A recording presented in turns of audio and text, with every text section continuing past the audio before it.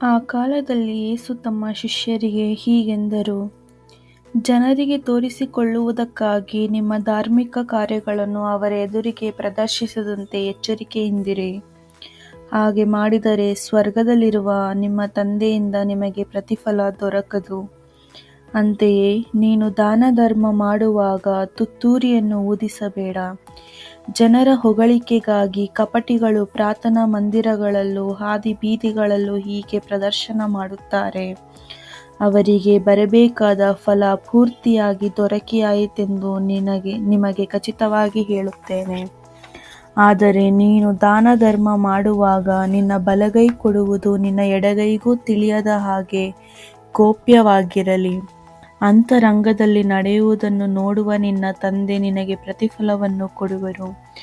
ಪ್ರಾರ್ಥನೆ ಮಾಡುವಾಗ ಕಪಟಿಗಳಂತೆ ಮಾಡಬೇಡಿ. ಜನರು ತಮ್ಮನ್ನು ನೋಡಲೆಂದು ಪ್ರಾರ್ಥನಾ ಮಂದಿರಗಳಲ್ಲೂ ಬೀದಿಯ ಚೌಕಗಳಲ್ಲೂ ನಿಂತು ಪ್ರಾರ್ಥನೆ ಮಾಡಲು ಇಚ್ಛಿಸುತ್ತಾರೆ.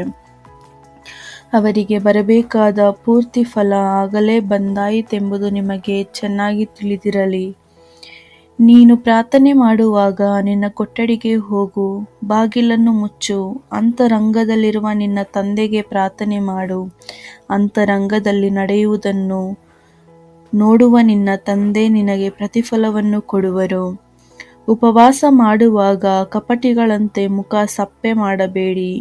ಜನರ ಕಣ್ಣಿಗೆ ತಾವು ಉಪವಾಸಿಗಳೆಂದು ತೋರ್ಪಡಿಸಿಕೊಳ್ಳುವುದಕ್ಕಾಗಿ ಅವರು ಮುಖವನ್ನು ಬಾಡಿಸಿಕೊಳ್ಳುತ್ತಾರೆ.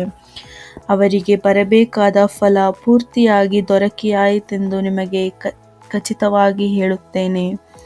ಆದರೆ ನೀನು ಉಪವಾಸ ಕೈಗೊಂಡಾಗ ಮುಖ ತೊಳೆದುಕೋ, ತಲೆ ಬಾಚಿಕೋ.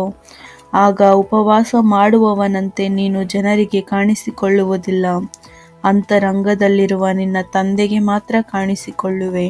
ಅಂತರಂಗದಲ್ಲಿ ನಡೆಯುವುದನ್ನು ನೋಡುವ ನಿನ್ನ ತಂದೆ ನಿನಗೆ ಪ್ರತಿಫಲವನ್ನು ಕೊಡುವರು.